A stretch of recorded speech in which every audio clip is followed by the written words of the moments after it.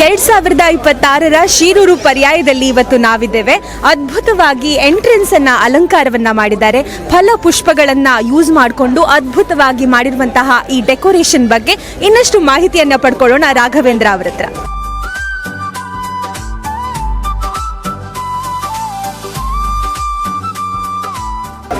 ಇದು ಕೃಷ್ಣ ಮಠದ ಎಂಟ್ರೆನ್ಸ್. ಇದು ನಾವು ಇವತ್ತು ಅಲಂಕಾರ ಮಾಡಲಿಕ್ಕೆ ತರಕಾರಿ, ಫಲವಸ್ತುಗಳು, ಹೂ ಎಲ್ಲ ಸೇರಿ ಹೂವಿನ ಮಂಟಪವನ್ನು ತಯಾರು ಮಾಡಿದ್ದೇವೆ.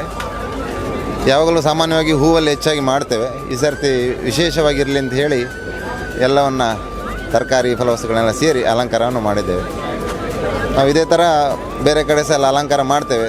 ದೂರದ ಪೂನಾದಲ್ಲಿ, ರಾಯಚೂರು, ಮಂತ್ರಾಲಯ ಇಲ್ಲೆಲ್ಲ ಅಲಂಕಾರವನ್ನು ಮಾಡ್ತೇವೆ. ಅದೇ ರೀತಿ ಇಲ್ಲಿ ಕೂಡ ವಿಶೇಷವಾಗಿ ಅಲಂಕಾರವನ್ನು ಮಾಡಿದ್ದೇವೆ. ನಮ್ಮದು ವನದುರ್ಗ ಡೆಕೋರೇಟರ್ಸ್ ಪಡುಬಿದ್ರಿ ಅಂತೇಳಿ ಒಂದು 40 ಜನರ ತಂಡ ಇದೆ. ಹಾಗೆ ಎಲ್ಲರೂ ಒಟ್ಟಾಗಿ ಸೇವಾ ರೂಪದಲ್ಲಿ ಈ ಒಂದು ಅಲಂಕಾರವನ್ನು ಮಾಡ್ತಾಯಿದ್ದೇವೆ. ಉಡುಪಿ ಪರ್ಯಾಯ ಅಂದರೆ ಸಾಮಾನ್ಯವಾಗಿ ಗುಳ್ಳಕ್ಕೆ ಹೆಚ್ಚಿನ ಒಂದು ಪ್ರಾಶಸ್ತ್ಯ ಇರ್ತದೆ. ಗುಳ್ಳ ಬರುವುದೇ ಪರ್ಯಾಯಕ್ಕೆ. ಹಾಗಾಗಿ ಗುಳ್ಳವನ್ನೊಂದು ಉಪಯೋಗಿಸುವಂಥ ಒಂದು ಆಶಯ ನಮ್ಮದು. ಹಾಗೆ ಅದರೊಟ್ಟಿಗೆ ಸೌತೆಕಾಯಿ, ಉಳಿದ ತರಕಾರಿಗಳನ್ನು ಕೂಡ ಬಳಸಿದ್ದೇವೆ. ಹಾಗೆ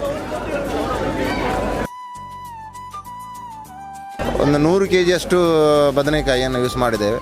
ಒಂದು 28-30 ಗೊನೆ ಬಾಳೆಹಣ್ಣು, ಹಾಗೆಯೇ ಒಂದು 35-40 kg ಮೂಸಂಬಿ, ಒಂದು 20 kg ದಾಳಿಂಬೆ, ಆಮೇಲೆ ಒಂದು 15 kg ಆಗುವಷ್ಟು ಸೇಬು, ಹಾಗೆಯೇ ಮರಸೇಬು ಒಂದು ಬರ್ತದೆ, ಅದೊಂದು 20 kg, ಹಾಗೆಯೇ ಜೋಳ ಒಂದು 100-120 ಪೀಸ್, ಹಾಗೆ ಬಳಸ್ಕೊಂಡು ಮಾಡಿದ್ದೇವೆ.